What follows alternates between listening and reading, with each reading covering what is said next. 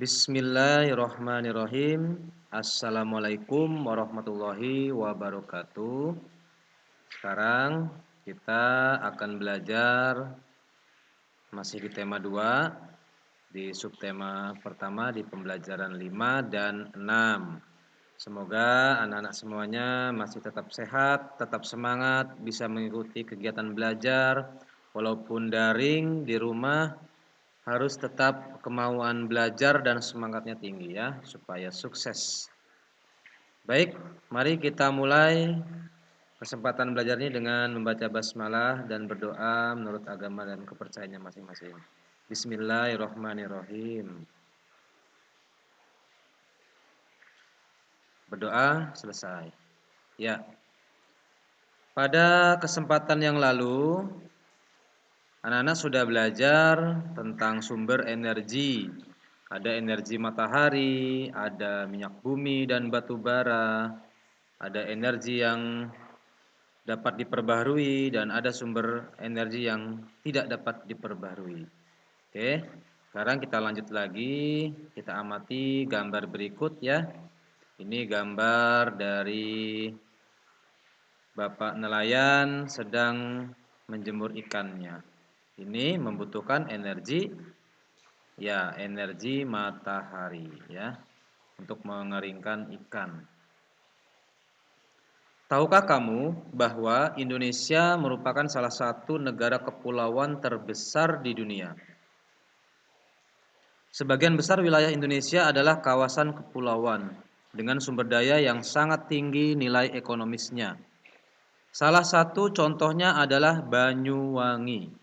Panjang garis pantai kabupaten yang berada paling ujung timur Pulau Jawa ini sekitar 175 km. Dengan potensi besarnya, Banyuwangi konsisten menjadi penghasil ikan laut terbesar setelah Bagan Siapi-api.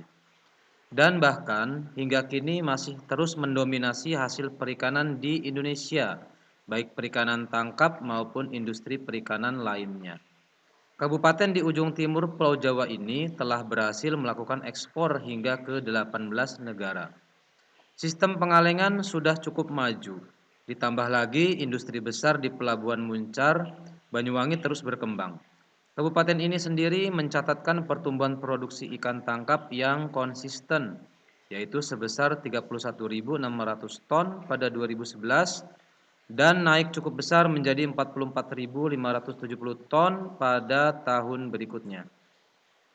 Pada tahun 2013, produksi ikan tangkap Banyuwangi mencapai 49.539 ton. Dengan jenis ikan tangkap terbanyak adalah ikan layang dan ikan lemuru. Dalam bidang perikanan, Banyuwangi menyerap banyak tenaga kerja, mulai dari nelayan, pekerja industri perikanan, hingga industri rumahan. Ya, ini adalah salah satu kota yang ada di Indonesia ya, khususnya di Pulau Jawa. Banyuwangi merupakan kota yang garis pantainya mencapai 175 km. Ya, jadi di pinggir pantai ya. Kita lihat petanya. Nah, ini supaya anak lebih jelas. Jadi ini Indonesia ya. Kita lihat dulu secara global. Ini negara Indonesia. Ada Pulau Sumatera, Kalimantan, Jawa, ya.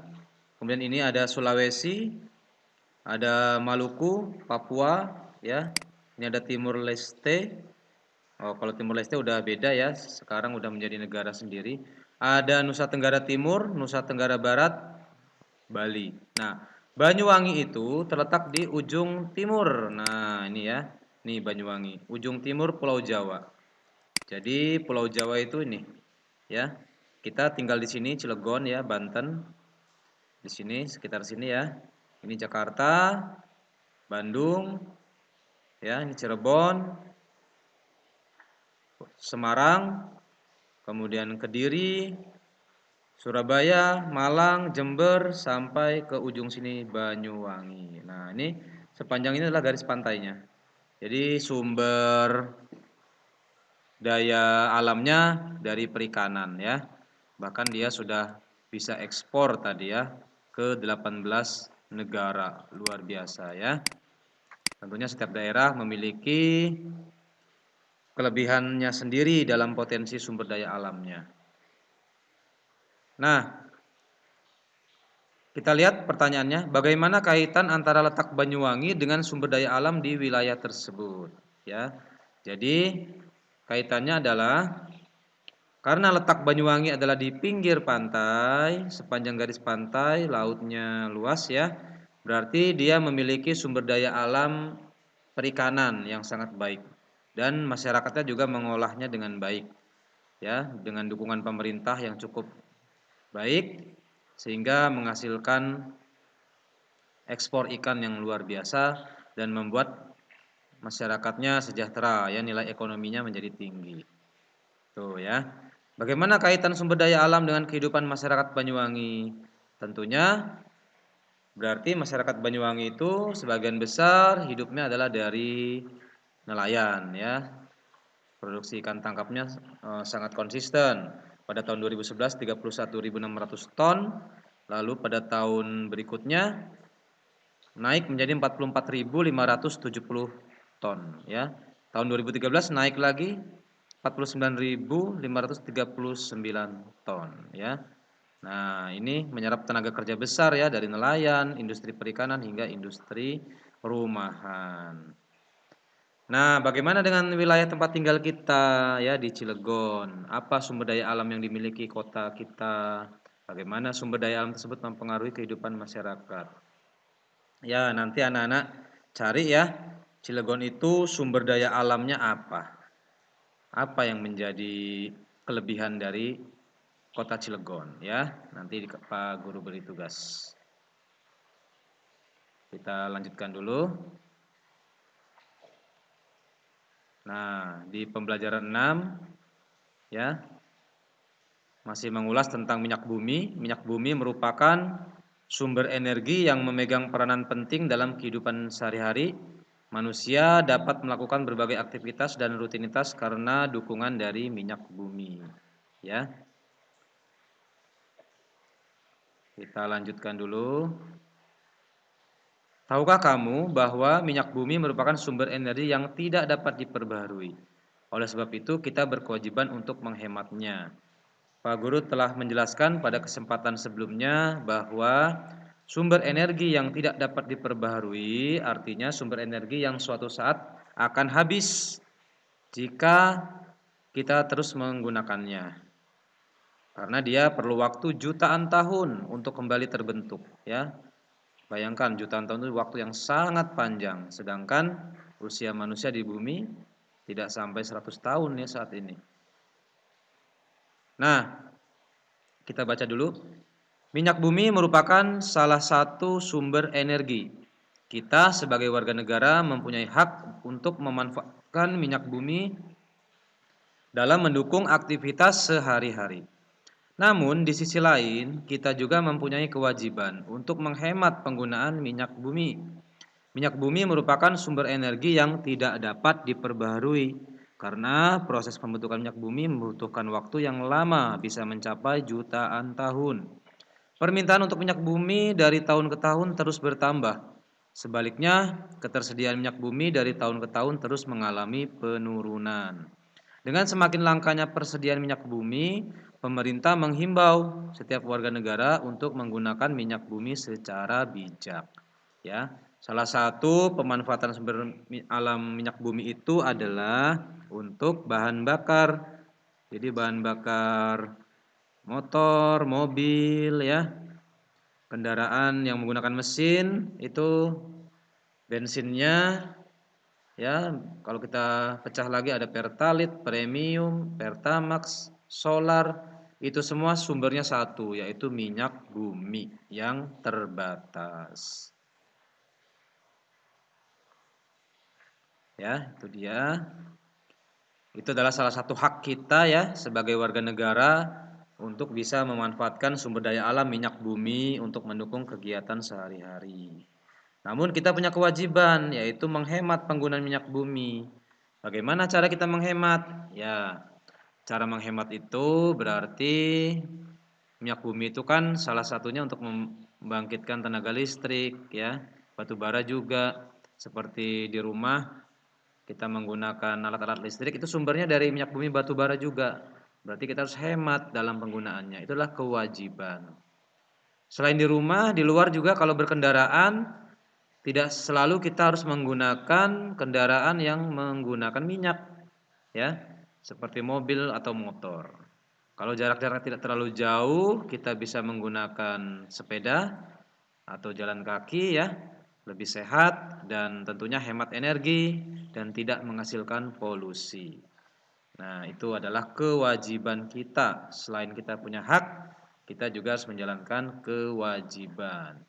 Jika kita tidak menjalankan kewajiban dengan baik, apa akibatnya? Akibatnya adalah tadi itu, jika kita tidak hemat energi, kita pakai hak kita sesuka-suka kita ya, boros dan tidak hemat, nanti lama-kelamaan energi ini akan cepat sekali habis dan kita sendiri atau anak cucu kita sendiri yang nanti akan rugi karena tidak sempat menikmatinya.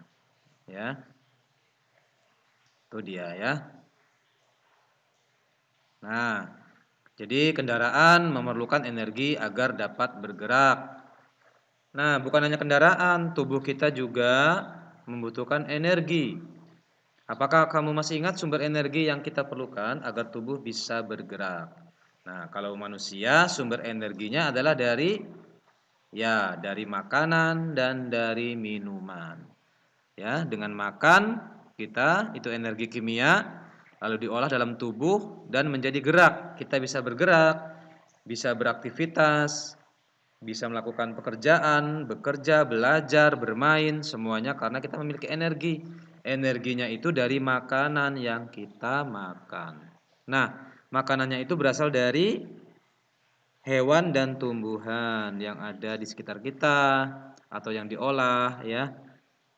Ini adalah sumber daya alam yang dapat diperbaharui karena hewan bisa kita ternak, kembang biakan seperti ayam, kambing, sapi, ya ikan, itik dan lain sebagainya. Kemudian kalau tumbuhan itu banyak sekali jenisnya ya, ada tumbuhan buah-buahan ya, seperti mangga, nangka, ada buah durian, jambu, buah nanas dan lain sebagainya. Ada yang berupa sayur-sayuran, ada yang berupa makanan pokok ya, beras, jagung, ya, sagu, singkong, ada yang berupa ya macam-macam. Itu semua adalah sumber energi yang dapat diperbarui. Nah, dari sumber energi tadi kita bisa bergerak, main basket, ya, ini berolahraga, main tangkap bola, kemudian ya banyak sekali kegiatan yang bisa kita lakukan jika kita memiliki energi.